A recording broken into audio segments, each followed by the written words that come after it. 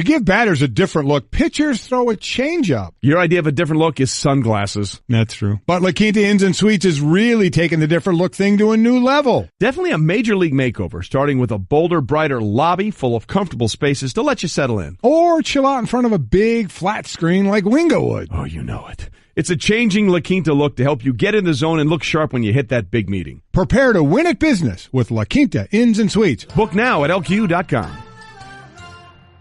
Yeah, getting our World Cup groove on. Good morning, Golic and Wingo, ESPN Radio and ESPN2. Mike Golic Jr., Trey Wingo here. World Cup fever, man. Catch it. Let's go. Let me tell you. Let's go. I'm actually very excited. I do love watching the World Cup. It is a bummer we are not in it. We have a lot of questions about the sport of soccer today as we go forward. And we talked about yesterday how in 2026 the World Cup will be here in Canada and Mexico. But, I mean, think about it. My last channel button will be getting worked for World Cup and U.S. Open. Yeah. I mean, for the next 4 days, at least for the U.S. Open and World Cup. But this is I think it's just fantastic. For a Thursday in June, you can't ask for much better than Will what we Smith got on the going track? today. Are you kidding me? Will Smith on the track. This is really good. Yeah. So the World Cup starts today. Obviously, we aren't in it. Neither is Switzerland. Neither is Italy. Yeah. So we want to know throughout the day, who are you rooting for and why? So phone in and let us know, 860-506-5505. And I don't want to hear, well, I'm half German on my mother's side, so I'm rooting for no, you can't go down that road. You have to give us a real reason why you're interested in one of these teams or one of the superstars that are on the team. Like I'm all in on Messi. That's why I'm going in. I'm all in on Cristiano Ronaldo. That's why I'm going for Portugal. That's what I want to hear. I got a Brazilian wax one time. There you go. Also, it looks like you just had a Brazilian wax on your head. Top of your head. High and tight, baby. And we're going to do a second haircut in about tight. a month, right?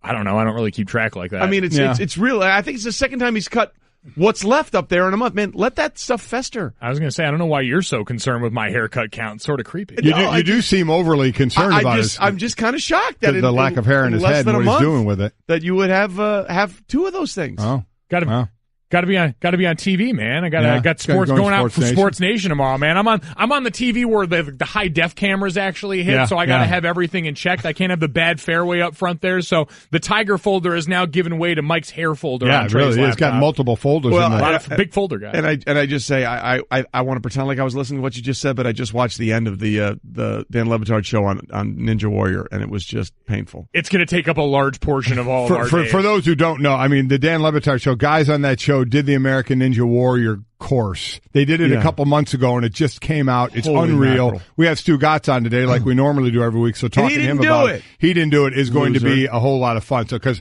I would love to do that course, but I would have no shot at it. We'll talk. We'll show you where you can certainly see it on Twitter as well. But also, as far as the World Cup, we're doing a draft, correct? We're going to do a draft? We're doing a draft today. We're picking teams today. Yes, we are. Rule number 1, pick Brazil or Germany, and you're good. Well, all depends on who gets the first and second pick, doesn't it? Brazil and Germany, normally you're doing pretty good if you get to pick one of those. Again, we are presented by Progressive Insurance. All phone guests will join us on the Shell Pennzoil Performance line. So we'll get in much more of the World Cup. And what does it mean? Because I got to tell you, I was in St. Louis when the World Cup came in 1994, and everyone was saying, because St. Louis considers itself the soccer capital of the United States, and a couple of guys from St. Louis, Brian McKenna and Mike Sorber, who were on that 94 team, were from St. Louis. It was a big deal there, and you hear all these things. Hey, this is going to change soccer in this country. I'm kind of still waiting for. I mean, it's grown a little bit. Oh, it's definitely grown. But I'm kind of still waiting for it to be what everyone keeps telling me it's going to be. Right? Haven't we been doing this discussion for a while? We have, and we have some of our own analysts saying they think it could be one of the top 4 majors by the time we get there in 2026. I'm going to do a lot of questions to soccer people out there because I'm willing to learn more about it. I watch it very casually. I certainly watch the World Cup. I would love to learn more about it. I have questions about America's best player who is playing in Germany right now. The Bundesliga. So, I mean, I really want to learn a little bit more about this thing, but that is going to be the big question. How much is it growing? I mean, and for this World Cup, obviously Russia has sold the most tickets. After that, it's Americans has sold the most tickets for this thing. So it is definitely getting popular, certainly with the younger crowd in America. And where will this take us? I don't know. Yeah, as far as our attendance in these certain things, that makes an easier amount of sense to me because we do big events well. We love wrapping ourselves in the flag, and in all honesty, we love events that allow us to do that and get really drunk at the same time, which is what we do. We throw a good party, and we like to believe that even if we don't care about something as much as you, we are going to do it better than you. That is the true definition of being an American, right? Is like we think we can do pretty much everything better than you. American exceptionalism. Yes, exactly. Yeah. So now if you take that and couple it with, all right, this is 8 years down the road, too, that we're looking. We've seen all that develop, but when we know everything's kind of ratcheted up, the pace of everything is ratcheted up. So I'm not as concerned about will it be one of the 4 majors, but is it going to continue to be a part? Because it has definitely carved out a niche in the American psyche of what we're willing to pay attention to, whether it's the MLS growing here now, whether it's people paying more attention to soccer in the leagues like the EPL over there. I feel like it's got enough of a space to where we're already contending with it in the way we were. And again, go back to, we said it yesterday, 1994, when it was here. Yep. Best attendance, 3.6 million. Without question. So we definitely will show up for it. There's no doubt about that. As Junior said, we throw a good party and we travel that party. Yeah, there you go. We went to South Africa. Where was it in 2014? Where was it in 2014? Was it in Germany in 2014? I do not know the answer to that. It was in Brazil. That's right. It was in Brazil in 2014. That's right. All those massive stadiums that are now basically concrete graveyards. Not doing anything that right they built now. for the money for that is the beautiful part about us. And I know when it came down, us and so it was the United bid. It was us, Canada, and Mexico against Morocco, right. And a big feather in our cap outside of all of the money that we could promise, FIFA we would make in revenue for them was the fact that we've got stadiums to boot. Ready to go. We'll be able to host this and then some, and Morocco would be facing some of those stadium graveyards. So USA, baby. Let's be honest. We could host it every year. Yes, we could. We have the. In fact, we should just make it the U.S. Cup and invite the rest of the world. Right? That's the way it should be. It's the U.S. World Cup. Rest of the world come in here because we got it taken care of, and we won't have these things just become those arrogant Americans. How dare you? The ugly American card has been played, and we start what's trending that way, and we'll get on to other things. How about Juan Soto, 19-year-old Nationals rookie, pair of home runs in the 5-4 road win over the Yankees, the 4th teenager ever to have multi-homer games at Yankee Stadium, and the first to do it since Ken Griffey did it many, many years ago. Yeah, you had Mel Ott actually on the road, youngest with multi-homer games on the road. Mel Ott did it 2 times in 1928, and then Griffey in 1989, and then Soto last night. I'm going to tell you what, I was watching that game. No way that first one was out. I was watching foul that. ball, right? I thought it was a foul ball. And he even said it. They interviewed him after the game. He's like, I didn't think I hit it that well. He said that it just carried and carried and carried and went out. So they're down 3-1. He gets a 3-run shot. They go up 4-3. It's tied 4-4. He puts them up 5-4. 19-year-old. You got to love it. The last one against the Yankees, as you mentioned, was Ken Griffey Jr. I mean, you got to love the possible potential of this guy at 19 years old. Say a month into his stint in the big leagues right now. 32 games, I think he played in the minors. That's it. Yeah. And so for a team that we already talked about, we mentioned this is kind of a World Series preview in a lot of people's minds. You get the trajectory of that young guy, something that the Bronx is usually well versed in. Usually if we were to say young stud belts 2 home runs in the Bronx, you would expect this to be a net positive for the Yankees. Correct. And instead they face the one weapon that right now went out against them and had a little bit of prosperity. Yeah, so good for him, and we'll see how he goes, continues to play going forward. Again, I'm watching it again. I don't know how that wasn't a foul ball. It's amazing. Right. The second one, no doubt. I say, no question about the second one. No doubt. Center out of there. Yeah. So let's continue to check some things that may have happened while you were sleeping. Brought to you by Tempur-Pedic, loved by our owners and ranked highest in customer satisfactions with mattresses by J.D. Power. Find out why at TempurPedic.com. And not only do we have the World Cup, we also have the U.S. Open at Shinnecock Hills beginning today, the 118th playing of the U.S. Open. Tiger Woods, world number 1 Dustin Johnson, and world number 2 Justin Thomas will tee off at 147. That is one hell of a grouping. Yeah, it really is. And as far as, Tiger, the talk of Tiger again, his last U.S. Open last major, 2008. He's played in 25 majors since that win. And in the majors up to that U.S. Open, where, of course, he won 14 of them, he was 126 under par. In the 25 is majors, that good? That's really good. In the 25 majors after that, he's missed 6 cuts, and he's 35 over par, so we know it hasn't gone as well. We'll see. You struck the ball well, didn't putt it well at Memorial, so we'll see where it goes. But love to see off the tee of him and Dustin Johnson. And Dustin Johnson, number one in the world right now. The last number one to win a U.S. Open was Tiger in 2008. Oh, by the way, Justin Thomas he's been playing. He has 7 wins since last season, the most of anybody out there. Hasn't, outside of his one major win, hasn't played the majors great at all. So it's a great grouping, as well as Mickelson, Spieth, and Rory. Together as well. You think of that group with DJ and Tiger, though, and you think bombs off the tee. And I was hearing Andy North talk earlier that the weather today is actually going to make this course probably play a little bit softer. So those guys that can hammer it off the tee, maybe this could be the medicine for Thursday, Friday Tiger, who seems to constantly let down weekend Tiger. That's exactly right. You're exactly right. He's been much better on the weekends. He struggles to make the cut. But to your point about bombs away, because those fairways usually run very fast. They've had a little rain, which means for crying out loud, Dustin Johnson hits his 3-wood 316 yards. Okay. Yeah. Never take out your driver. Just hit it 316 with your 3-wood, and now that's going to stop instead of running into that rough, because that rough at Shinnecock is like hay. It's ridiculous. You won't be able to find your ball if it goes in there. It's supposed to be windier over the weekend, which means it'll dry out, but right now, today might be the day to try and get a score and hold on because of the rain that they've had that softened up the fairways and the greens that Junior was talking about. Well, boxing, Triple G and Canelo Alvarez, they're on again, off again, on again, off again rematch. On again! September 15th at the T-Mobile Arena in Las Vegas, according to ESPN's Dan Raffel. Both parties went back and forth after that tested positive for Alvarez for a banned substance in February. Yeah, just a one loss between the two of them. Alvarez lost to Floyd Mayweather, 49-1-2. Triple G, 38-0-1 in this one. Remember, again, for the quick history, they fought, this fight will be basically a year from the last fight. They fought September 16th of last year. The rematch was set for May 5th, and then, we had the ingestion of the bad beef. The bad beef. Bad beef. Yeah, that set off this. You wondered if anything was going to happen then with this rematch, and then the negotiating for this, it took, as they put it, a Hail Mary to get this thing done before both parties were going to move on. They were literally on the phone with some of our people saying this is off, this isn't going to work, and then a call at the absolute last hour makes this happen. Had to happen. It had to happen, and between this, the heavyweight bout we talked about the other day, this fight took place not long after Mayweather-McGregor last year, right? Yeah. It was not long after that fight that was supposed to captivate the world, and we all figured the hangover after that would prevent anything else that boxing trotted out from being viable.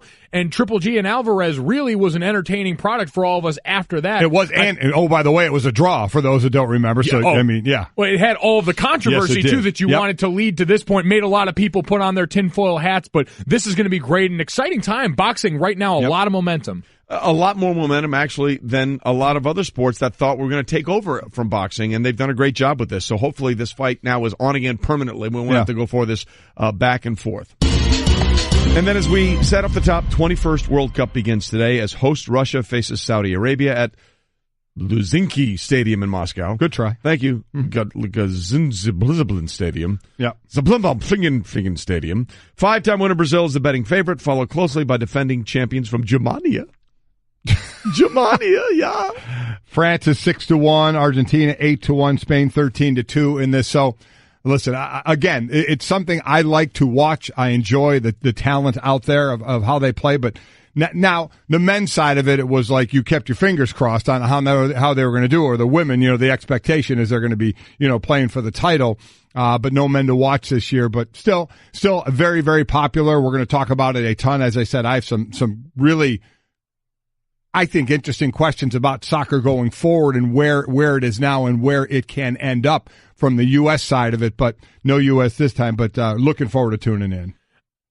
Crazy start already. Spain just go ahead and fire their head coach. Yeah, how about right that? Before this gets going, decides he's going to sign with Real Madrid, doesn't tell the Spanish Federation, and they just freak and punt on this. And I thought it was interesting because they said a lot of the Spanish players were hoping that their coach would be able to stay on for this tournament. Well, he's never lost. He's never lost a match. I think a 20-game unbeaten streak to start his career. So it's it's been an interesting time for them, but going into that, I mean, could you imagine going into what was essentially a playoff run in your sport, and as a player, and you can understand the federation because they're basically saying, you took this job without giving us any sort of notice on this, but if you're a player, you're willing to kind of let bygones be bygones because, man, you know your best chance usually and probably is going to come with this guy in your corner. This is the macro to the micro. The micro is the player saying, well, wait a minute. We got a World Cup here. Yeah. You guys deal with that later. Right. Let us have our manager right now to help us through the World Cup. Well, one of the things that's really interesting, one of the players, Gerard Pique,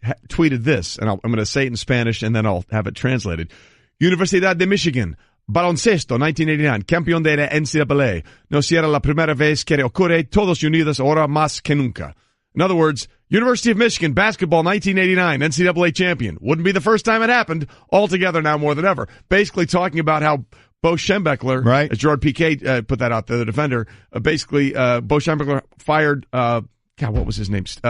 Bill Friedman. Right. Bill Friedman, and then Steve Fisher came on and they won the NCAA tournament. I was not going to expect that pull from Gerard Piqué. Yeah, that was a pretty good pull for him. So congratulations. Give him credit for that. So that's sort of their mindset right now is we are Golic and Wingo, presented by Progressive Insurance. Commercial insurance through Progressive protects your business and your dream. Choose from over 30 coverage options at progressivecommercial.com. So that's sort of where we are. We'll get into the U.S. Open a little bit later, but it is the biggest sporting event in the world. There's no other way around it. The World Cup is the biggest of big deals. But the question then becomes not so much for what's going to happen this World Cup, but what will happen in 8 years when we get the tournament back. We had it in 1994. And we're going to get it back in 2026. I get it. It's also going to be in Canada and Mexico. We have 60 of the 80 games. They're just sort of along for the ride. Let's be clear. Oh, Mexico, nice. Welcome in. Arrogant American. Am I wrong? And where's the final going to be? MetLife Stadium. Okay. America's hat and beard. There you go. Getting after it. America's hat and beard. America's hat and belt buckle. So the question then becomes, what happens going forward? Because we've heard this forever. Yeah, we have. We've heard it forever. And look, the MLS is doing decent. They're doing a good job. But is the MLS and soccer love in this country where everyone thought it would be after we got the World Cup in 1994? I don't think that's true. That's the question I've always asked. Now I asked, and then that's why I ask it. I'm not asking of me saying this. I'm asking soccer fan out there. Is it where you thought it would be? Correct. when we got the record, and we still hold the record for the most attendance in 94, when the women won the World Cup in 99, the Pro League started after that, and it was Riley, you can tell me how many years the Women's Pro League lasted before it folded. And they tried two different leagues, and they both folded. Did. So you have that initial momentum, and then it kind of levels out. So for the soccer people out there, and I truly really want to know from your side of it. Correct. Has it grown? Because listen, the more sports, the better for me. The more involvement by everybody. People that sit there and think, oh, they don't like soccer. Listen, soccer means more involvement for kids. There's tons of kids that are playing, and if it can be popular in this country, we are all for it. That's why I hope there's other football leagues that make it opportunity for more people, kids, everybody to play something and have it grow in this country. Is soccer grown to your satisfaction? Has it grown as much as you thought, or has it kind of leveled off or petered out in some way? Well, and I think building off that, better leagues make better leagues. The more competition you have for the attention of American fans, the more competition you have amongst leagues on the top end. The MLS does get better. If leagues start adapting like the way the NBA has and drive innovation, it makes leagues like the NFL, who, because of their size and success, can get stagnant after a while, have to innovate. So the bigger this gets, the better it is for everyone else. Whether it gets to that point or not remains to be seen. I look at this as the way I consume things now, as someone who falls under that millennial tag, and the way that I hear the conversation about this go with people my age, is it kind of falls into the way everything else does right now. There's a lot of content available, and we more than ever kind of just pull from all different directions. That's why TV ratings for most things are either flat or dipping, is because we're putting a lot of our attention in a lot of different places, and I think soccer has proven it's going to hold one of those places comfortably. It'll hold a place, but the question becomes, is it the place that everybody thought it would be at this point? For example, right now, MLS average attendance this season is about 20,000, slightly down from last year's 22,000. Most highly attended game this season was in Atlanta. 72,000 people showed up in March.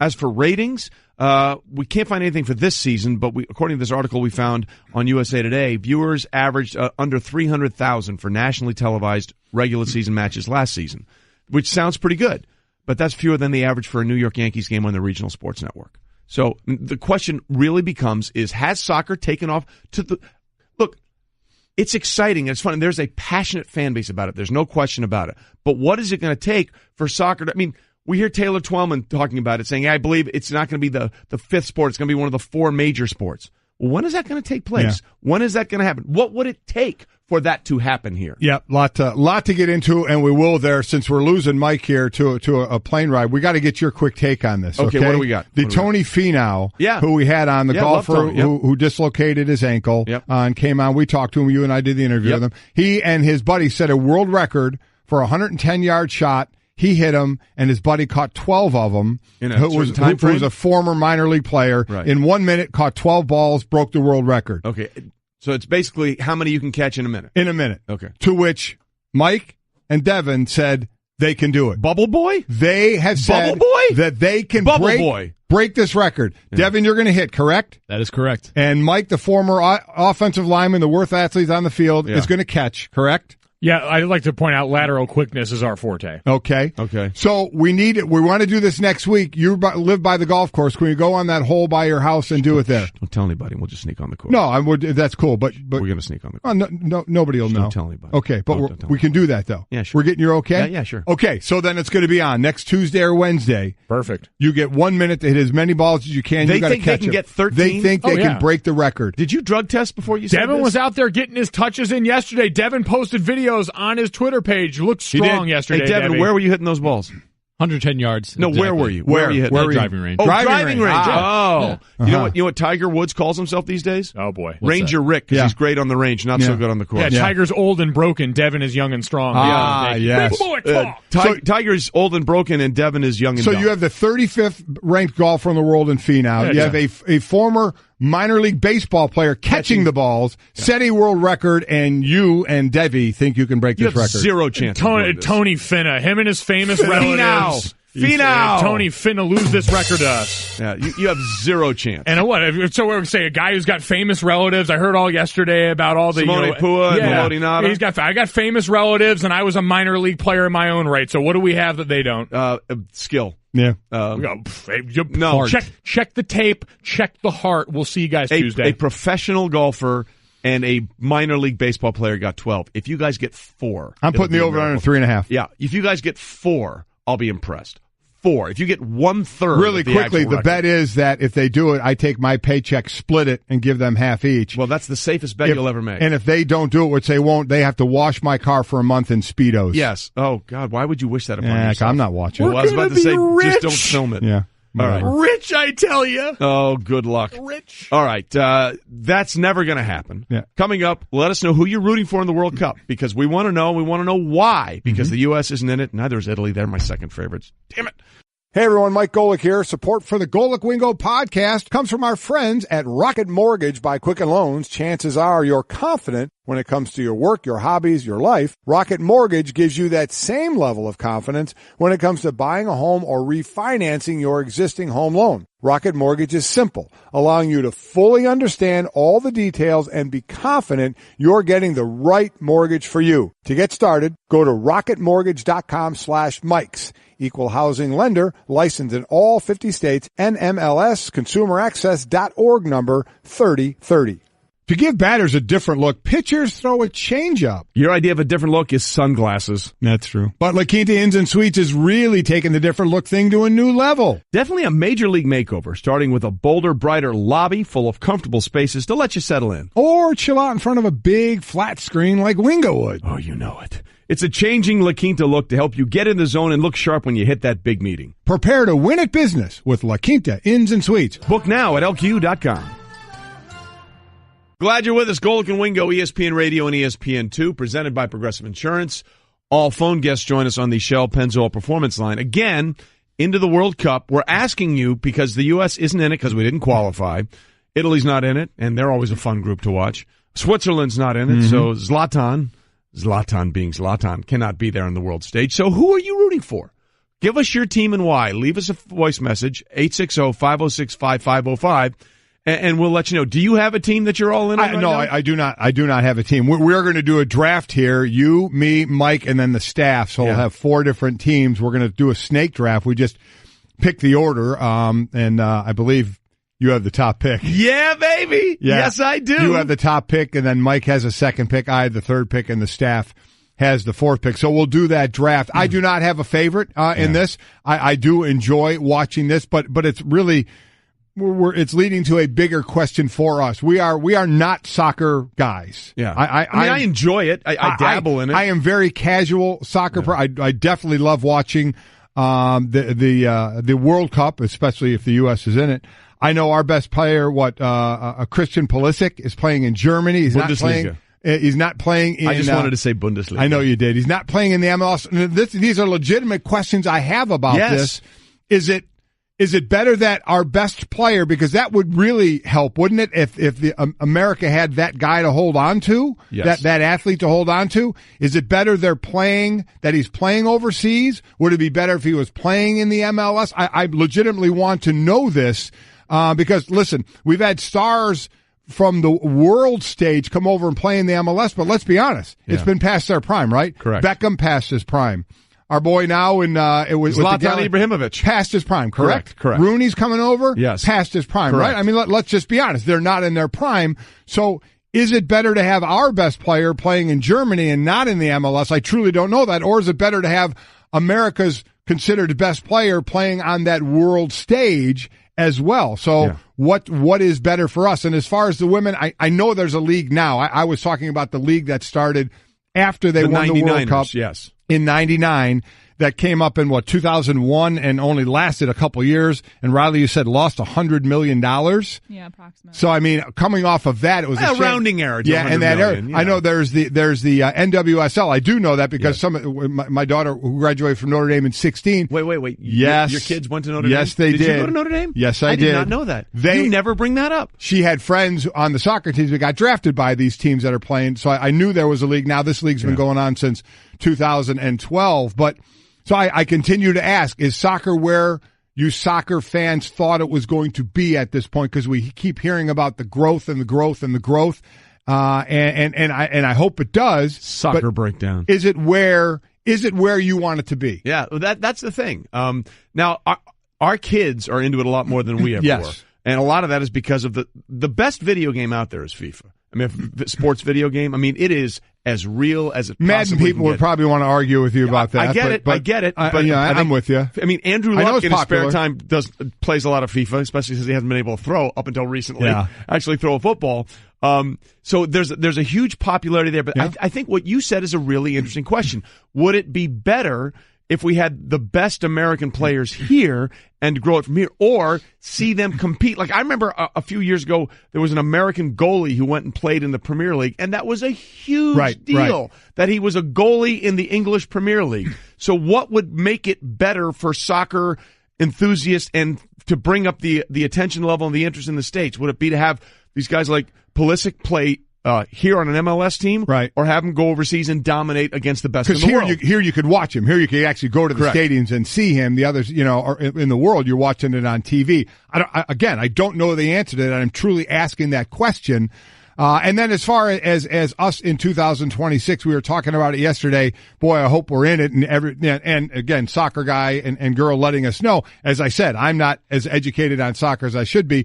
They said the home nation gets an automatic bid. But this is a three-nation This is a different one because somebody just tweeted me, hey, Golic, to find out yet it's an automatic bid. Well, soccer guy, they said that this time around, we're not going to know that until 2019 if they get an automatic bid because there are 3 countries involved. Again, it's going from 32 teams to 48 teams. We're probably going to be in. Here's the deal. We're going to be in. But it's not official yet. It's not official. Yes. We don't have that automatic bid like normally the countries get, and we won't know that until 2019. But there's no way that those 3 countries aren't going to be in, right? I mean, no shot. I would be shocked. Yeah. But we can't say it with definitiveness yet. It's not officially official. So let me ask you this. How much did you watch it in 2014 when it was in Brazil? Oh, I watch it. I was all in. I watch, I flip, and I watch it. I absolutely watch it. I do. I enjoy watching. I think the talent it's not a sport I watch a lot, but watching what they can do and the talent they do it with and the ability to run as long as they do is amazing to me. So I am all in on the World Cup without question.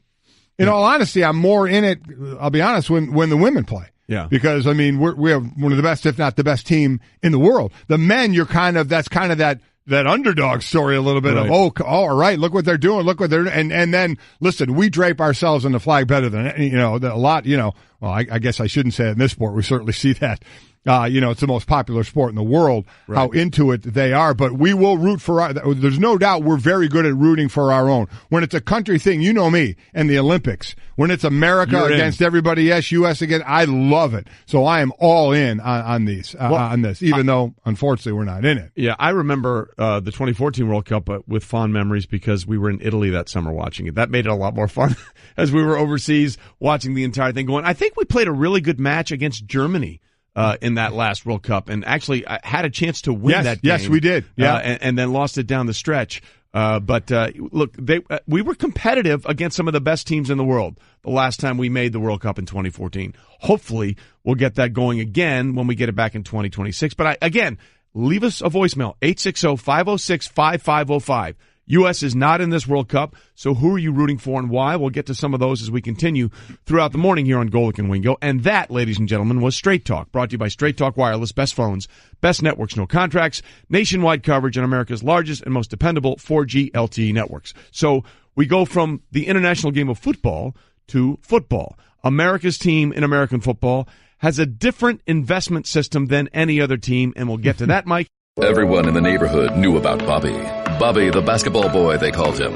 Bobby wanted to go pro someday, so he was always out in the driveway shooting hoops. But one day, his mom came out and told him, "Hey, your wife wants you to take out the trash?" His mom was visiting, and Bobby was a grown man. He had kind of missed his window. Plus, no one had ever seen him actually make a basket. But on the other hand, Bobby had heard how Geico could save him money on car insurance, so he switched and saved. So it was all good. Golic and Wingo with you. Is that some fine young cannibals we just had coming in? It's pretty good. Nicely done. She drives me crazy. So we did our first round. Did our first round picks of the World Cup. There's four. There's Trey. There's my son. There's me and our staff. Yeah. And we're picking all the teams. So each of us will have 8 teams. We just did the first round. Trey had the first pick. He went with Spain. A little bit of an upset. My son had the second pick. He went with Brazil. The staff had the third pick. They went with Germany. I had the fourth pick. I went with France. I get the fifth pick as well when we do our next round in the snake draft. And I already threw it out there on Twitter. People give me some help. Yeah, we all need help. Especially for lower in the draft. Mean, this is kind of a weird World Cup because actually Switzerland is in it. I apologize. I said Switzerland was out. Zlatan said he wouldn't play for the national team anyway. That's what it is. But Italy's not there, and they've won a couple of World Cups. The Dutch or the Holland team or the Netherlands, whichever one you want to call them, because you can call them any one of those three. They've actually been in the most World Cup finals without ever actually winning it, and they're not in it. It's just a weird year. So many big teams and big nations that are normally in this thing are not in it. But we put it out there on our voicemail line, 860-506-5505. Who are you rooting for and why in terms of this year's World Cup? We'll get to those a little bit later on this edition of Golic and Wingo. But we talked about this, and Taylor Twellman was on SVP talking first and foremost about what it means for the World Cup going forward. We'll get to that a little bit later. We'll have that and what he thinks is going to happen, because I really don't know. I don't either. And that's what makes this an interesting discussion. I agree. There's nothing that tells us what's going to take place and how this thing is going to take off. But we do know that we like football in this country. Yes, we do. And obviously, whether you like them or not, they're called America's team for a reason. The Dallas Cowboys, if you look every year and the ratings in the NFL, they're usually in the top 10 rated NFL games of the regular season. They usually take up 6 or 7 of them, and they have just done something that has never happened before in the history of the NFL, which is pay a boatload of money to a guard, and that would be Zack Martin, who, by the way, went to Notre Dame. I'm not sure if you're aware of that. He did go to Notre Dame. Yeah. Yes. He gets a 6-year, $84 million contract, a $20 million signing bonus, and $40 million guaranteed. $40 million. I remember when Steve Hutchinson, the great guard who left. He left Minnesota to go to Seattle? Is that what it was? Or left Seattle to go to Minnesota? I can't remember which way it went. He got like a 5-year, $36 million deal, and that was off the charts ridiculous. So now what you have is the Cowboys doing something that no other team is really doing, Mike, and they are paying their offensive line. They have the highest paid NFL tackle in Ty Smith.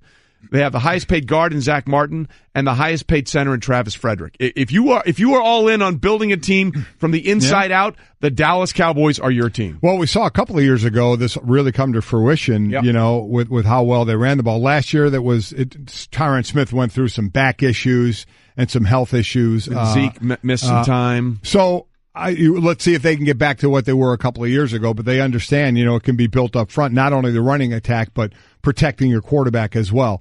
And for Zack Martin, listen, this guy, I mean, I know money is crazy, but, and it's market value and all that, but I've seen every snap of this guy at Notre Dame. He's one of the great guys out there. I mean, he's a typical old lineman. Do your work. It's all he wants to do. He cares about doing his work, being a good teammate, and playing some great ball. And listen, he started every game at Notre Dame. 52 starts at Notre Dame. He started every game. I think he's at 64, right in that area in the NFL. So you can count on him to be out there. You count on him to get his work done. He's just a good dude from a great family. His brother Nick is the center for the Houston Texans. He was a second rounder. And I just like seeing good guys get rewarded like that. And I love some of the former old linemen out there, like Ross Tucker has said, He tweeted, boy, I wish I was better. Yeah. We all wish we were All better. you have to do is be one of 64 starting guards in the NFL, of which that's a tough job to get of all the football players in the country, and then be the best one out there as well. And then you're good. So he's a top paid guard, second highest rated, I believe, lineman behind Nate Solder as far as deal getting done, and good for him. I'm happy for him. As I said, it's a little more personal for me in knowing him and the family for the entire time they played at Notre Dame. So a very, very cool thing. But the Cowboys, to your point in the macro of this, they have made an investment in the offensive line. They have those guys under contract for a while. They're going to live with that and to help their running game and their protection and see where it goes from there. They have truly made an incredible investment there. We see it almost flip from the other side from a team in that the NFC in Seattle, how they went kind of the other way. Correct. On that. And Russell Wilson is paying for it by running for his life all the time. I mean, just so you understand those numbers, the Cowboys are the only team with 3 offensive linemen in the top 5 annual average contract value at their position. So do you think that the Cowboys are an anomaly here, or do you think that people will start they're starting to pay. You look what the Raiders have done. They made Hudson at one point. He was the highest paid center until Lindor got it in Jacksonville. Correct. They surrounded themselves with high paid guys out there. So I think teams have started to do that and understand the value a little more of that offensive line. But to have 3 at the tops of their position, that is something to do. That's working the salary cap. But one of the reasons they can do that? Haven't they paid yet? Correct. They haven't paid their quarterback yet. So one of the reasons the Rams are throwing out a lot of money as well. They haven't paid Jared Goff yet. It gets a little more difficult when you have to pay that big money to your quarterback. So really what the Cowboys are doing here is pretty smart, because essentially what they're saying is, look, let's take care of these guys while we have, because Dak has got a couple more years left on that contract. Right. And he's going to get his eventually, but until he does, man, you want to get fat and make sure everybody else is taken care of until you have to pay that. And then you'll know exactly where you are with that, and maybe you have to make some decisions at that point, but this is the time to make hay with some of the other guys to secure them up. So congratulations to Zack Martin. Absolutely. Again, the Brinks truck, $84 million, but most importantly, $20 million signing bonus. $40 million guaranteed. Here's a check. I like that. For $20 million. Coming up, is a basketball Hall of Famer getting the Phil Jackson treatment, and is he the most important thing in the summer of LeBron? To give batters a different look, pitchers throw a changeup. Your idea of a different look is sunglasses. That's true. But La Quinta Inns and Suites is really taking the different look thing to a new level. Definitely a major league makeover, starting with a bolder, brighter lobby full of comfortable spaces to let you settle in. Or chill out in front of a big flat screen like Wingo would. Oh, you know it. It's a changing La Quinta look to help you get in the zone and look sharp when you hit that big meeting. Prepare to win at business with La Quinta Inns and Suites. Book now at LQ.com. Golic and Wingo with you on ESPN Radio and ESPN News on a Thursday in June. Glad you are with us. We are presented by Progressive Insurance. All phone guests will join us on the Shell Pennzoil Performance Line. Again, there's a lot to get to. The World Cup starts today in Russia. The host nation, Russia, hosting Saudi Arabia. We've also got the start of the U.S. Open today, 118th situation there. So we got a lot to get into there. Glad you're with us. And again, the topic we're having, we started the last hour when Junior was here, and then he just left us. jerk. Yeah. The World Cup starts today. We're not in it. We, meaning the United States, because we didn't qualify. Hashtag sad. Hashtag bad emoji.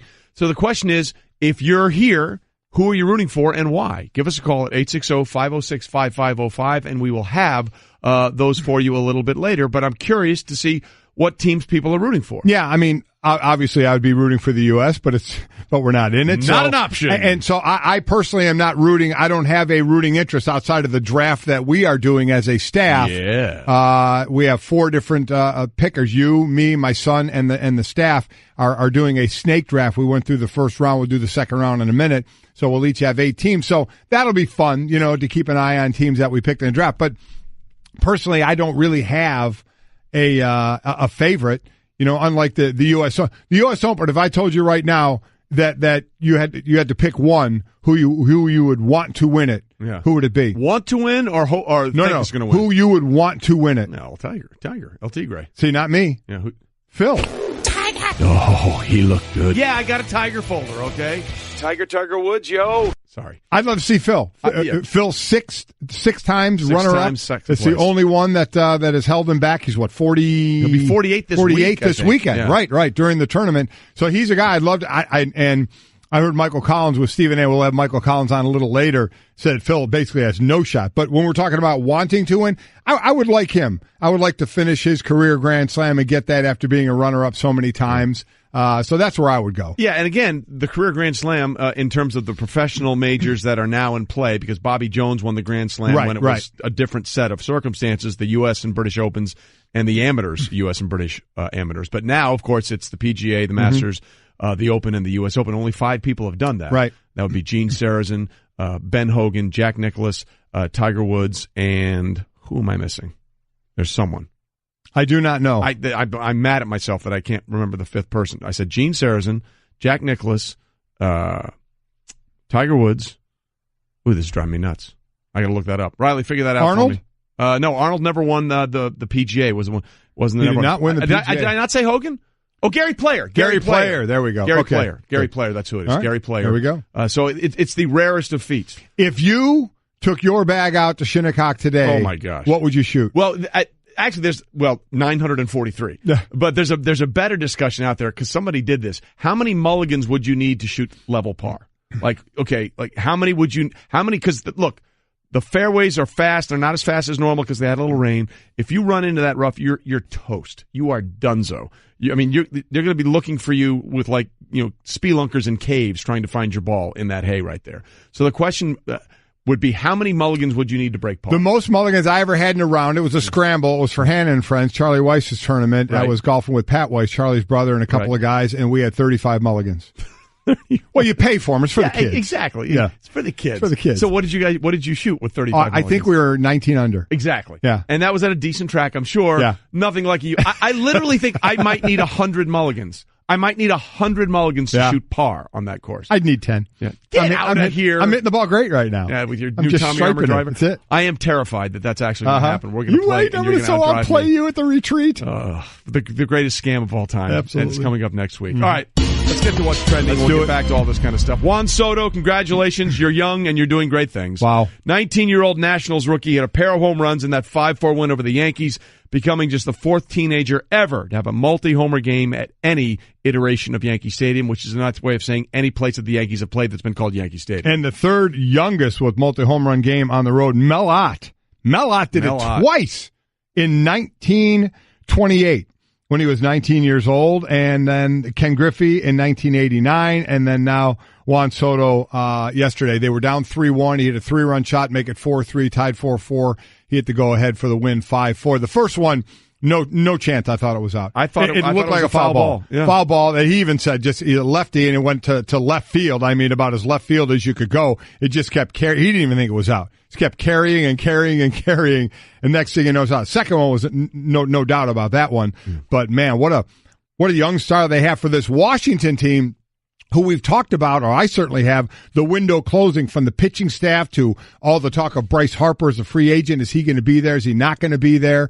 But this young kid, only 32 games in the minors, and now just coming out of the gates pretty darn strong in the majors. 19 years, 231 days old. What was your greatest accomplishment as a 19-year-old in 231 days? Were you starting at that point for Notre Dame? I was sophomore year, a couple starts. Junior and senior, I was a starter, so that was probably sophomore year. No, sophomore year would have been 19, right? So sophomore year, I started one game. That played in all the games. Started one game. Good for you. But yeah, I wasn't hitting home runs in the major leagues. No. I think at 19, my greatest accomplishment was getting to class. Yeah. And not. I always had a rule at Notre Dame, which is in, where there can be bad snow. Yeah. If I was walking to class and I slipped and fell down, I was not going to class. So I was going back to lay down. Well, how many times did you slip and fall? Well, not enough. How many times did I make myself slip and fall? There you go. Oh no, I've got an owie. I can't do it. Professor, I have to. No, I didn't miss one class at Notre Dame. Get out of here. I have every finger crossed right now. I was about to say, there was a mandatory attendance policy at Baylor. Well, for players, we could only have, not for players, this was for the teachers, 3 misses. You could have 3 excuse absences in a semester. We had a few more than that, and I managed to hit the mark every single time. And I'm hitting the mark right now as Stanzik is playing the buzzer, which means we need to move on to the next topic. Thank you very much. 21st World Cup begins today as host Russia faces Saudi Arabia at Luzhniki. Does that sound right? Oh, I don't care. Saudi Arabia. Did I say what did I say? You didn't even say Saudi Arabia right, let alone the stadium that's being played at. Russia faces Saudi Arabia at the Luzhniki Stadium in Moscow. Yeah, sounds good. Just say it with conviction. Stadium. No, that wasn't conviction. Thank you. 5-time winner Brazil. I'm convicted there is the betting favorite, followed closely by the defending champs from Germany. History says the pool of title contenders is small. Only 8 countries have ever won the World Cup. And over the last 9, only 2 teams have been first-time winners, France in 98 and Spain in 2010. So, again, we are doing a draft here at Golic and Wingo. We did the first round. You had the first pick, Trey. You took Spain. I did. Mike had the second pick. He took Brazil. The staff picked Germany, and I took France. So we're going to do the second. Chalk. It's exactly right. We're going to do the second round right here, and I get the first pick in this snake draft. I am going to take... And I'm seeking help on the internet, and a lot of people are saying, "Be careful! I'm seeking help on the internet gets a lot of people in trouble." True. Looking for. I'm going with Belgium. All right, that's where I'm going. All right, that they would be one of the next betting favorites. One of the next, not the next betting favorite, but one of the next. So I'm going Belgium. Okay. So now it goes to the staff. The staff. Great pick. Thank you, Kevin De Bruyne. Exactly. Okay, Stan. Who is the staff? Eden Hazard. Next? Yeah. Who's the staff taking next? The staff is telling me we want Argentina. We want Messi. All right. Yeah, that's probably a good way to go. So now my son Mike, who is on his way to L.A. to do Sports Nation, Devin, you're picking for him? Yes, I am. Go ahead. I'm going to go with a guy who's never won before, one of the best players in the world, Portugal. You just took my pick. Oh, that's it. Yep. Mm-hmm. You just took my pick. I was hoping that Portugal, because they won the Euro last year, right? Didn't they win the Euro? Yeah, I think they did. And Ronaldo got hurt in that game, 2016. Yeah, 2016 Euros, and he got hurt in the final. And they still went on to win. Okay, so you took Portugal, so it's up to me. I think I'm going to do this. I think I'm going with the Lions. I think I'm going with the Lions from England. You are? Yeah. Well, they're the next betting favorite. I think they've only won one World Cup for a absolutely soccer crazed nation, but I'm going to go with England, and I don't feel good about it. I would have felt better with Portugal. Second round, I went Belgium. Junior went Portugal. The staff went Argentina. Trey went England. Third round, you will lead off again in the snake draft. All right, and I may go just completely off the charts there with one that may surprise you. 2 rounds in the books. And listen, so the World Cup starts today. We have another huge sporting event going on. 118th playing of the U.S. Open at Shinnecock Hills in Long Island getting underway. Tiger Woods, world number 1 Dustin Johnson, and world number 2 Justin Thomas will tee off at 147. But to your point, Phil Mickelson will tee off with Rory McIlroy and Jordan Spieth, I think, at 8:02 Eastern. And that is also a very interesting grouping, those 3 players together. Oh, I mean, without a doubt. Are you kidding me? What a grouping you get to see play for a couple of days. But again, Phil, 5-time major champ, trying to get his first U.S. Open, 6 runner-ups. Which one was when it was Retief Goosen, where he was tied in the 71st hole? At Shinnecock. Yeah. And he double bogeyed. He 3-putted his way out of it. Yeah. Retief Goosen holed everything, had a ton of great 1-putts at Shinnecock in 2004, and Mickelson could not find the cup. He putted his way out of his U.S. Open in 2004. Shinnecock is the only course to have hosted the U.S. Open in 3 different centuries. Yeah. It'll be the 10th U.S. Open played on Long Island and the 5th hosted by Shinnecock. 1896. 1896. Yep. 1986, 1995, 2004. Obviously, this time around, it will be held there again in 2026. So we'll be talking about the World Cup starting in the U.S. in 2026 and the U.S. Open at Shinnecock again. Shinnecock one more time. I've never played it. I'm going to be out there this weekend. I'm really excited about that. People say it's one of the greatest golf courses in the world. See, I know you would love to play it. I would have trepidation. I'd be terrified to play it. I'm a hack player. I would want to play it just to say, boy, I see what I could do there, but I would be out there all day. Yeah. The amount of beer that would have to follow me out there would have to be ridiculous because I'd be out there for 6 hours. Some of the people might be saying, dude, you need to speed it up. Yeah. Let's go. Because people that play Shinnecock, they take it very seriously. You can all meet my 7-iron. Yeah. Okay? No rompers for Junior at Shinnecock Hills, I can promise you that. So let's sound off on the U.S. Open. Sound off is brought to you by ADT. Considering home security, consider this. For 140 years, ADT has helped a lot of people be protected and stop more crime than any other home security company.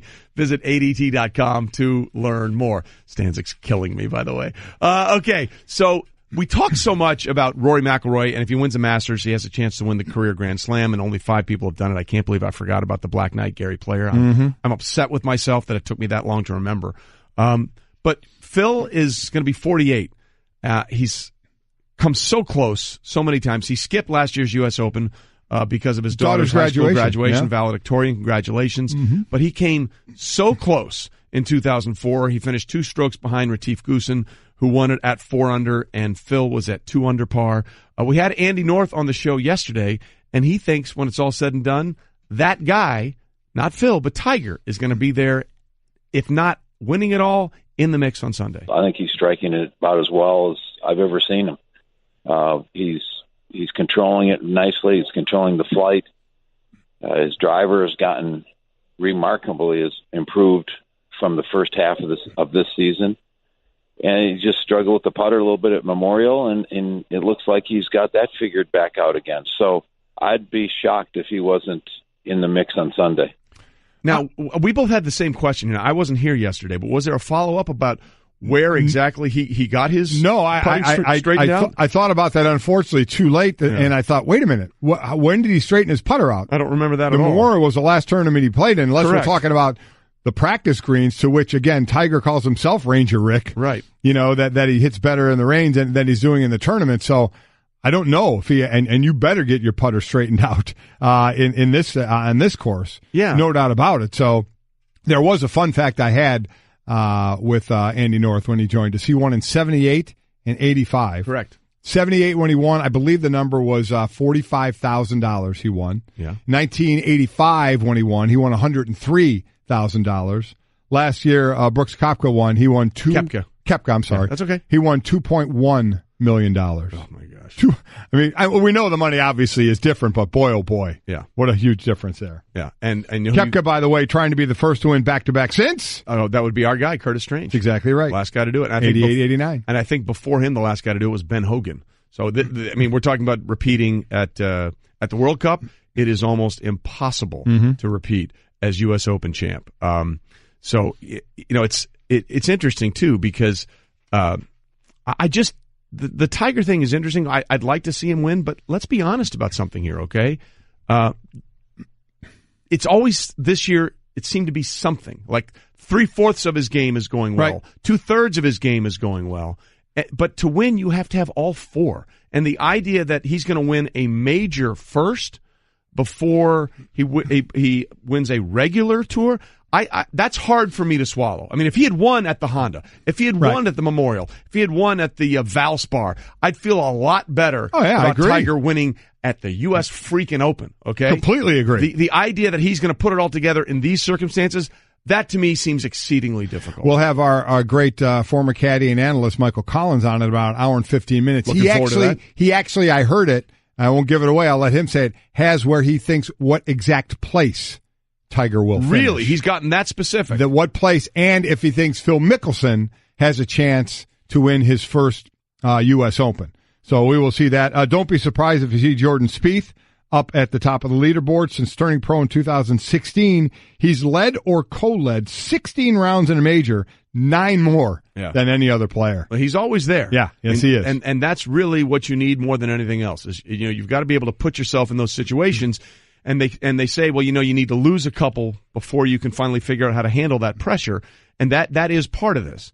And again, that's why look, nothing I think would be better for the sport, and nothing would be better for the television ratings. And to see Tiger in the mix, I just don't see it happening. I don't either. This is one of those, especially when he struggles on Thursday. Yeah. That hasn't changed. He's still at 71, 72 average. So see where he is there, and then what he has to do to make the cut. Yeah. The greatest story coming out of this is the fact that he's staying on his $20 million yacht. And he calls it a dinghy. Called it a dinghy. He was joking around when he did that, but I guess the traffic there is ridiculous. Oh my gosh. And some of the big money guys are staying close to the course there in the Hamptons. Yep. He's staying on his yacht, which is like, so only have like a 30 to 40 minute ride. And he said some of these guys taking 2 to 3 hours to get to the course. It's crazy. I know one of the golf writers there is staying at a hotel that is 40 miles away from the course. Oh my gosh. You might as well be in Manhattan. Yeah, it's exactly right. It's going to take that long to get there. So the logistics of this, this sort of reminds me of the 2013 U.S. Open that was played at Marion, that was won by Justin Rose, because Marion is a great old golf course, but it's literally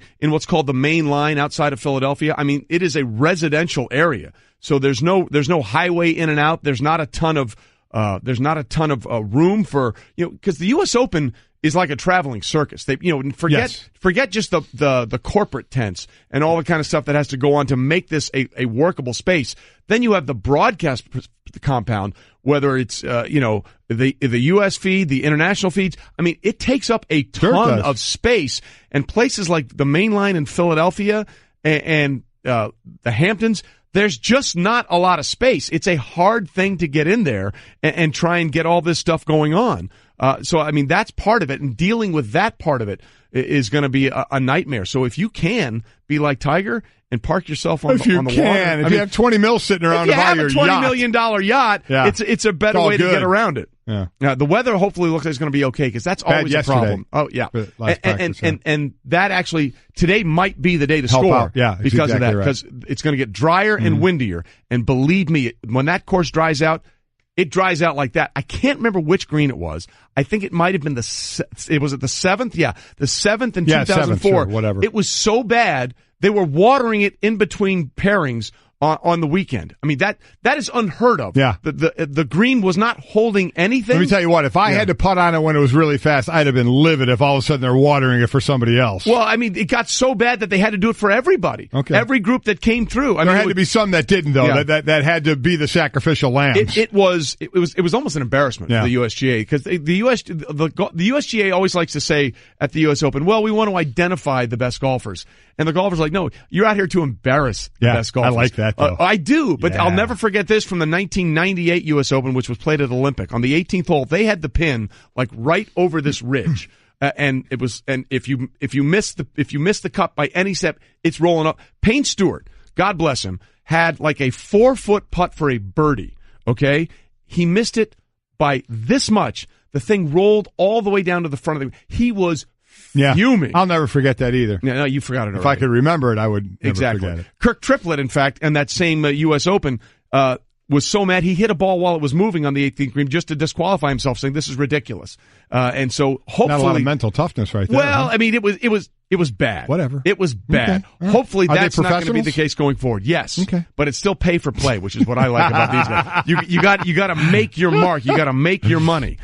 Hey everyone, Mike Golic here. Support for the Golic Wingo podcast comes from our friends at Rocket Mortgage by Quicken Loans. Chances are you're confident when it comes to your work, your hobbies, your life. Rocket Mortgage gives you that same level of confidence when it comes to buying a home or refinancing your existing home loan. Rocket Mortgage is simple, allowing you to fully understand all the details and be confident you're getting the right mortgage for you. To get started, go to rocketmortgage.com/Mikes. Equal housing lender, licensed in all 50 states, NMLS, consumeraccess.org number 3030.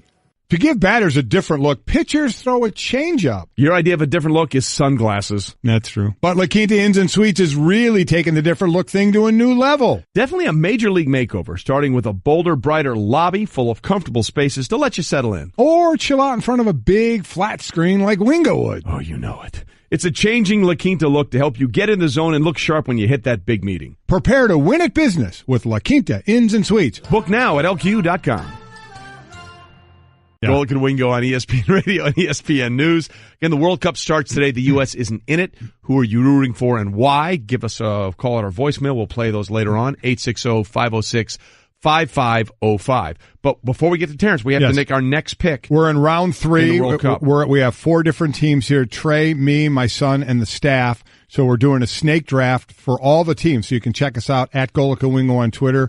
Golic Wingo on Insta. We already have the first 2 rounds up. We're in the 3rd round, of which you get the first pick. Exactly. And by the way, real quick, you have to be. You can't pick in the same group. Same group, right? Yeah. One of the greatest lines that explains the World Cup to soccer fans, how big it is. John Oliver, who does Last Week Tonight in 2014 World Cup, was on. He said he's got a picture of David Beckham that got a tattoo of Jesus on his chest, and soccer fans are like, oh, that's huge for Jesus. Yeah. That's a big thing for Jesus. That's how big the World Cup is to people. So I have to pick next? Yes, you got to pick next. Stay out of any group you were in. We're going to get through these so we can get Terrence on. You know what? Give me the claps. Iceland, baby. Going Iceland. All in on Iceland. You're going Iceland? Yeah. They were a surprise at the Euros, going all in on Iceland. Okay. Yep. Next would be, Devin, you're picking for my son. I am. Yeah. I'm going to go with Croatia. Croatia. All right, not bad. Not bad. Okay. Next, you next? Next is the group. Oh, Staffies, what do you got? Staffy McStafferson. We're taking the host country. Give us Russia. Oh, all right. Taking Russia. Nice. By the way, you can make an argument that the best player in the World Cup has yet to be picked. Just throwing that out there. The best player. Debbie knows who I'm talking about. Now, it's sort of a reach of a pick, but senior, it would be a little you-know-what if you did it. Yeah, I'm going to go with Poland. All right. Because I want to. Okay. How about that? Again, arguably the best player in this year's World Cup, his team has still not been taken. So throw that out there. All right, that's the end of the 3rd round. Yeah. I pick first in the 4th round. We'll get that in a bit. We'll get that a little bit later, but we are delighted to be joined now on the Shell Pennzoil Performance Line by WBO Welterweight Champion Terence Crawford. Again, it's the Shell Pennzoil Performance Line, taking synthetic motor oil performance to a whole new level. Make the switch to Pennzoil Synthetics today. Terence, we apologize for you having to listen to all of that. I'm sure you're thinking at this point, what the hell is this show that I'm calling into? So again, we apologize. No, it's all right. It's cool. Appreciate the patience. Yeah, appreciate you being with us. So congratulations. How many more weight classes can you go up or down in and win? We got you at 3. I think the over-under might be 5. Am I stretching it here? Oh, yeah, you stretching it a big bit. I don't know. I don't see myself going to 160 or 154, but as you know, I just moved up in weight, so you never know what the future may hold.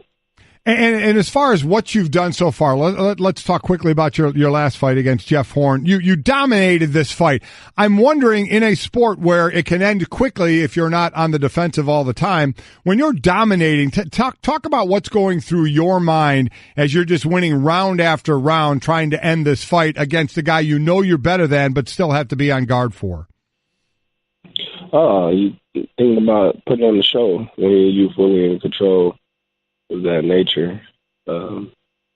Just sticking to the guns and making sure you don't get caught with nothing too big that can change the fight around.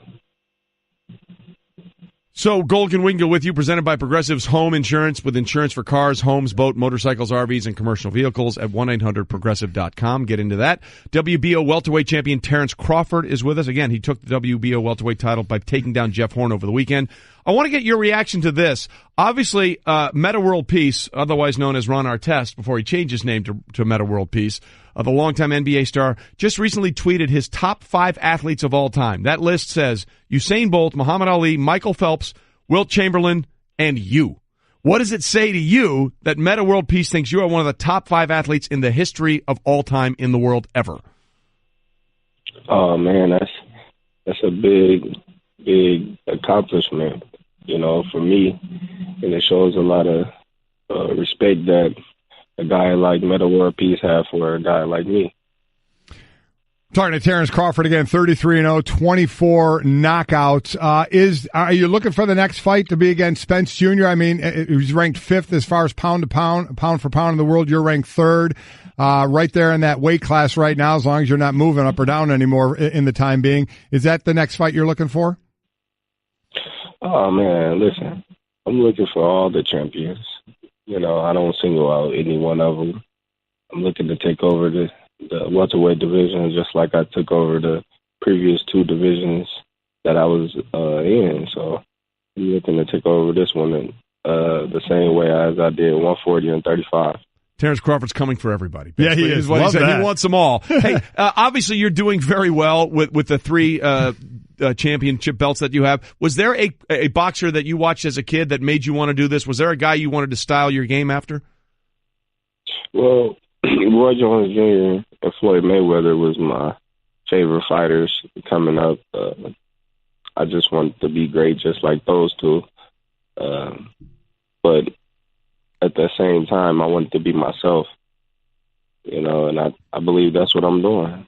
Well, yeah, I think that's working out. It's working out well. 33-0, 24 KOs, and now has a world title in 3 separate divisions. Hey, Terence, we appreciate you being with us this morning. Thanks a lot, and congratulations on the big win over the weekend. Thanks, Terence.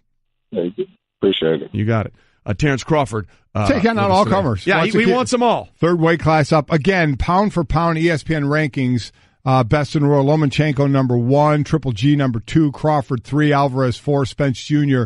sitting at number 5. So we'll see where he goes next. Again, with a guy moving weight the way he is, you're not sure what he's going to do. But that was no contest against Horn.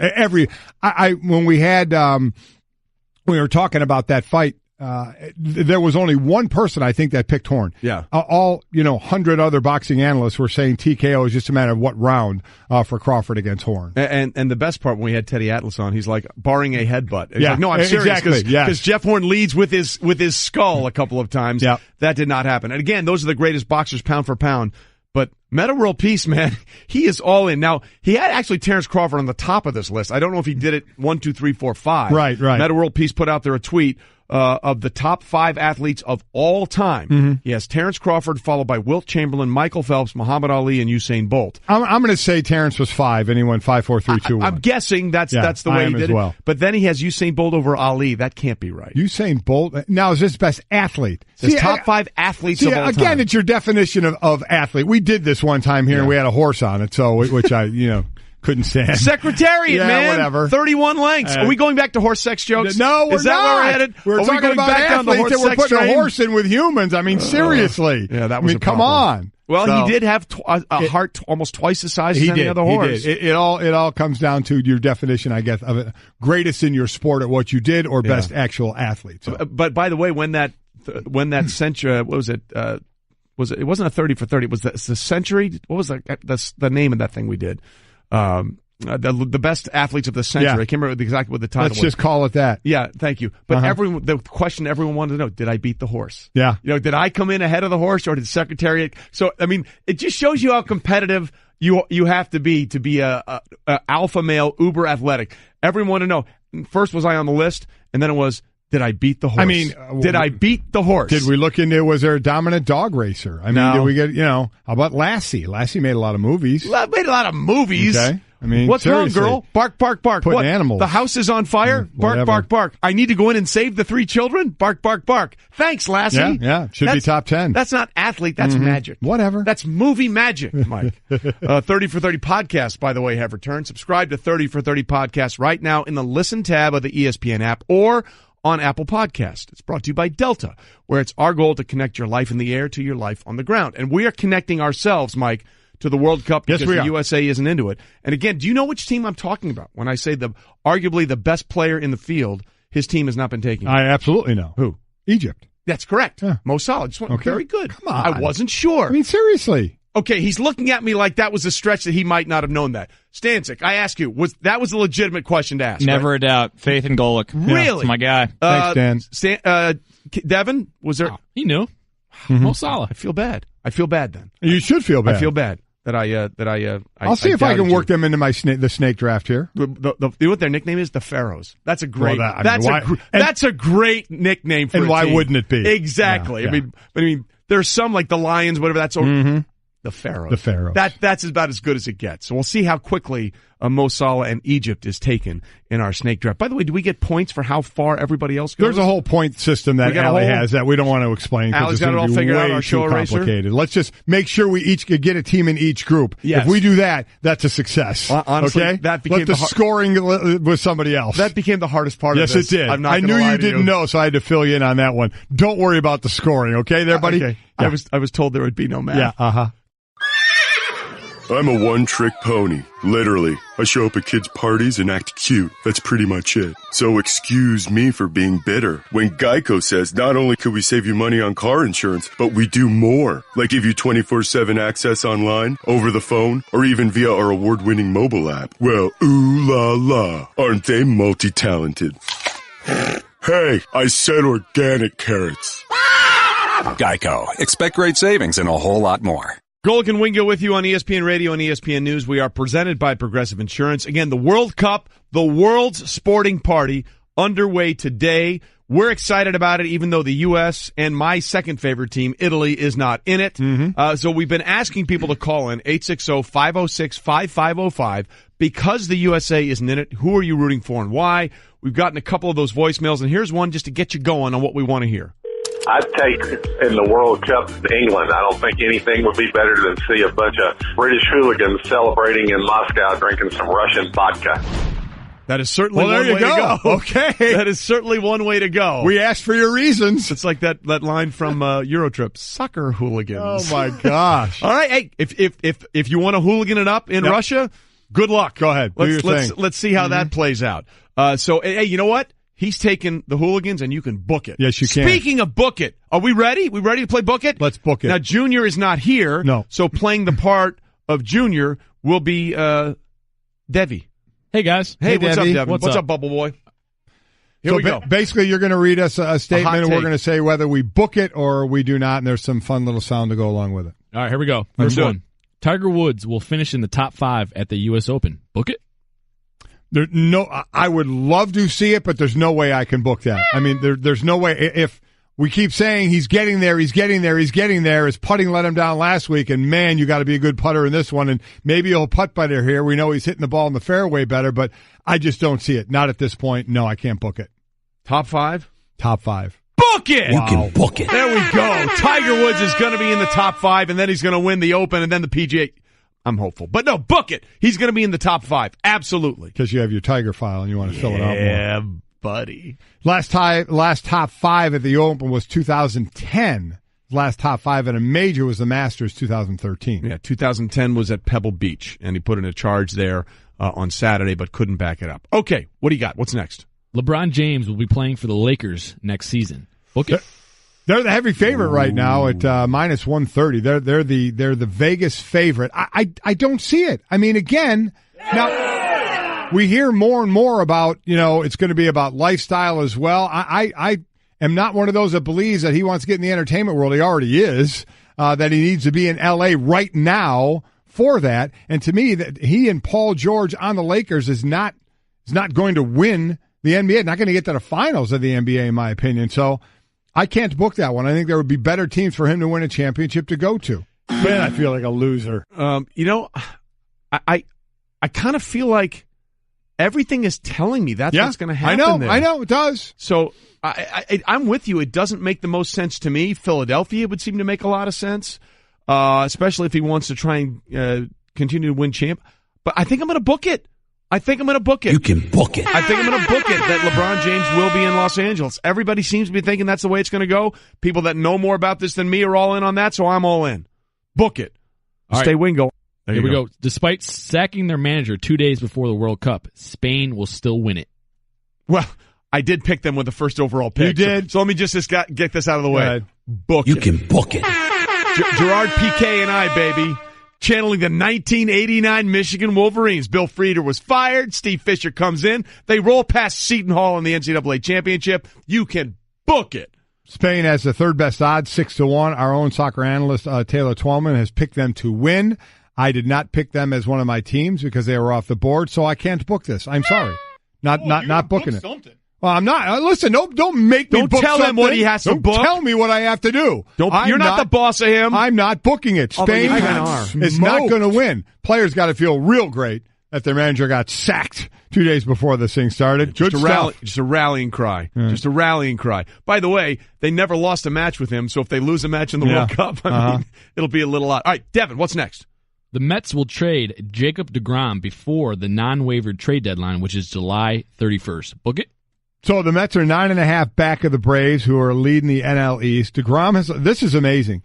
He's only allowed 6 earned runs in his last 10 starts. But the Mets are 2-8 in those games. It's unbelievable. It's incredible, and all the other pitchers are falling by the wayside with injuries. But book it! Go ahead! Book it! Book it! They're going to make the move and give Met fans more reason to be disgruntled with their team. Yeah, by the way, disgruntled is one of those favorite words because you're putting a prefix in front of gruntle. Gruntle is not a word, so why are you disgruntled? Wouldn't you just be gruntled? Right? It makes no sense. There's not many. Stay Wingo. There's not many people more hated than the English police. And that's me. So just move it along. It just makes no sense. Just move it along. How can you be disgruntled if you're not gruntled? I am also going to book this. Book it, baby. Book it. I mean, he should sue for lack of support, right? I mean, he has been getting nothing from his teammates, and I think the Mets are in a spiral that they're not going to recover from. So yeah, book it. Do we have one more? We got one more. Quick. Yeah, we go. You would rather have more bowl games than more teams in the NCAA tournament. Book it. Well, say that again. You would rather have more bowl games than more teams in the NCAA tournament. Because they added 3 more bowl games, right? Yeah, they're looking at 79 bowl times, which means by 2020 there could be as many as 43 bowl games. Holy mackerel. Book it. You can book it. I have anybody who complains about the bowl games, why? You don't have to watch them. Don't tune in. So I don't know why there's too many bowl games. Don't watch them then. So what? Are we going to have a 4-8 team in a bowl game at some point? We probably won't, but if we do, so what? Don't watch it. Remember where there were like 5 when we were kids? Oh, I know. It's insane now. I mean, it's like if your recruiting pitch to a kid is, hey, we went to a bowl game. We were 3-6, but we went to a bowl game. You got 10 seconds? You booking it or not? I'm booking it. Okay. Booking it. There you go. You know what else I'm booking? You can book it. Stu Gatz is coming up next. Oh, boy. I want to hear his take on the bowl situation, and you can book that. We're back.